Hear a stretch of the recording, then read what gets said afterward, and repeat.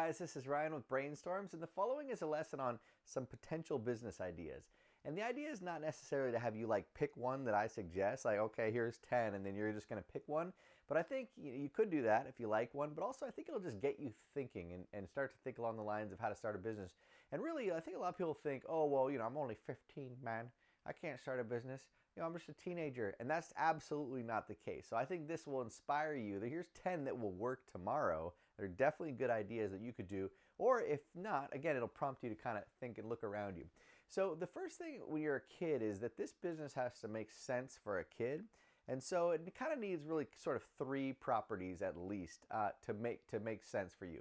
And the first is that it probably has to be low capital intensive, which means how much money you need to start up. You're not going to start a Tesla type business, or you're not going to be manufacturing washing machines when you're 14 years old or whatever. And so you need a business that is low capital intensive, low startup cost. And the ones I suggest really definitely are. The other thing is that this business has to be flexible, right? I mean, last I heard you had to be at school at 9 a.m. and be there till whatever, 2:30. Unless you're homeschooled, you can run this business during the day as well. But for, traditional schooling situation, it has to be flexible. And the third thing is you're probably going to want to do a service and versus a product, and that's because it satisfies the first two categories, right? A service business is inherently usually kind of a low cost to start, and also it's very flexible.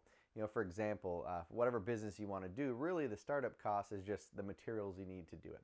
And so those are the three kind of key characteristics right out of the gate that you need for this thing to work. So the following is a list of 10 possible business ideas. Again, there's a million that exist. This is just 10, and really they're just here to make you think. The first is, business idea number one is tutoring. You could just tutor kids. If you happen to love school, those of you that hate school are like, this guy's lame, this is the worst idea ever. But for those of you that like school, or maybe you're good at your Spanish class, or you're good at math, or whatever you're good at, you can offer to tutor. You can just send a letter to the local elementary school or middle school and say, I'm good at math, I'd love to tutor kids. And that will work immediately. So idea number one is tutoring, okay? The second idea, again, will absolutely work, is landscaping. If you go ride your bike or drive your car through your neighborhood or the adjacent neighborhood or any neighborhood, everyone has shrubs in front or some kind of a yard typically.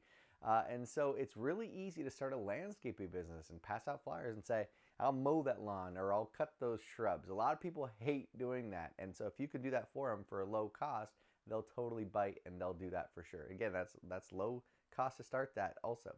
So the second one is landscaping. The third one that's a good one is called detailing cars, car detailing. And a kid I know back in the day that I used to tutor in school, Stevie, he was the richest kid I know because he detailed cars and he charged tons. And what he'd do is he had this little detailing kit, little brushes and cleaning products. And he would go to their house to detail their car. While they're eating dinner with their family, he's outside cleaning the inside of their car. Or he'd even go to businesses and detail cars out front of businesses. And really what it is it's cleaning the interior of the car, not the outside, the interior top to bottom. All those little tiny cracks and stuff around the stereo and dashboard, he'd armor all it and clean it really well, vacuum it out. And that is a really cool business that works, again, literally starting tomorrow. The cost is almost nothing. You have to buy some tools and some cleaning products and you're up and running. Idea number 5 is just good old-fashioned painting, right? You could offer to paint fences in your neighborhood or, paint a deck or stain a deck. And that's an easy one because you can tell who needs it, right? You could, again, drive around your neighborhood and whoever has an old fence that the paint's all chipped and worn off, you put a flyer on their door. And because you're a kid and because you don't have a lot of costs, you could probably charge less than most businesses. So good old-fashioned painting is an easy one. Same thing, staining decks, and that would work right away. So that's a good one, painting. Number 5 would be photography. And this is one of those ones where you kind of have to love it to want to do this, but there's always a market for photography, right? You could take pictures of kids during their sporting events and then sell them to the parents, or if your friend wants to be a professional skater or a professional surfer, you could be their photographer, follow them to the beach and shoot pics the whole time, or take pictures of them skating and charge them a little bit of money. So photography is a kind of a fun one. It's not as landscaping, everyone needs it. Not everyone needs a photographer, but that's one of those labor of loves that would be really fun if you're into photography. And if nothing else, as you make money, you can buy better equipment and really master your craft. Number 6, this is a good one if you happen to have a pickup truck or one of your parents does and you can borrow it. Dump runs, okay? That's a classic total teenager business. Again, starts nothing to cost if you already have a truck or if you can borrow one, or maybe you save for one for this purpose, right? Doing dump runs, taking people's garbage to the dump and dumping it, you charge them money. They don't have to deal with it. They're happy. You're happy. It's a classic business.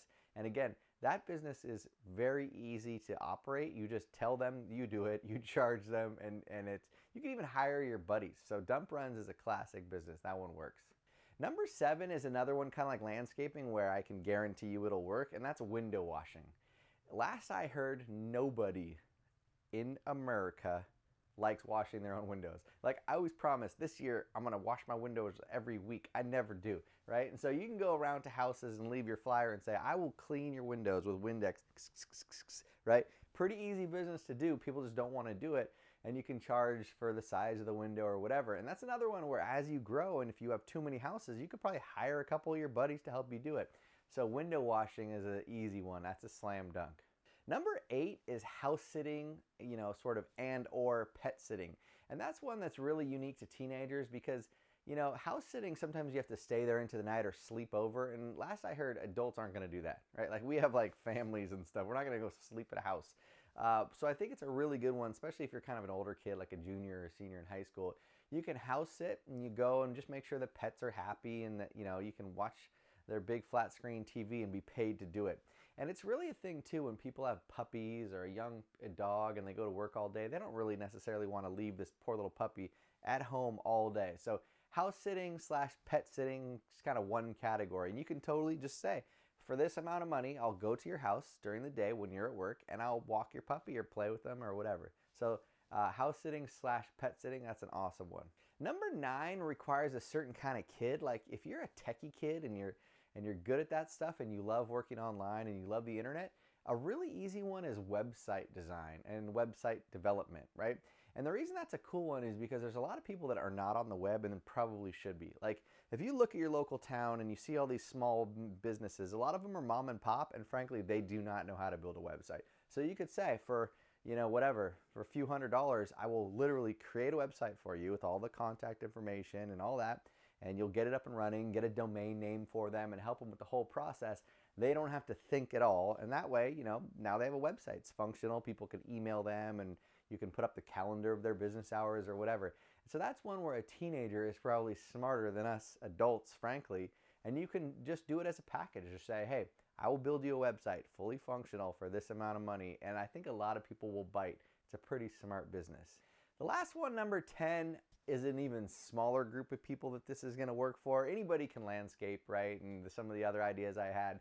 But the last one is kind of a fun one, again, if you're a techie kid, and that is building an app for whatever. I mean, nowadays it's really cool if you're into kind of programming and especially if you want to get better at programming, you can build an app along a certain lines, a certain idea, and try to sell it.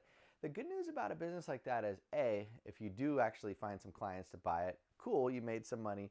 But B, if you're going to head in that direction anyways and you want to be a programmer, you should not wait until college or after college to start programming. If you're really going to be a programmer, you should be doing that now. So I recommend you think of some problem in the world and how to solve it with an app and just start building that thing. And again, more than likely it probably will do okay. You probably will sell a few of that app, but more importantly, I think you get started in that arena, and then by the time you do get to college and graduate, you have experience and you can say, I've been building apps for several years. That's kind of a lottery ticket. If you make the coolest app in the world and you're a millionaire in high school, call me up. I could borrow a couple $100,000 from you. But it is a good idea, and also it is kind of a labor of love. It's people that like programming, it's almost a hobby, and they could actually kind of monetize that if they make a cool app. So that's it. So that's 10 ideas. Don't just pick one because I said they're cool. I actually do think they will work, all of those, and I know they will. But pick something, one of them or something along those lines, and just don't be afraid. Just start a business. Do something you enjoy, something that's fun, and you don't mind waking up every day and doing it, and just get out there and start that business, and I'm sure you'll succeed. All right, good luck.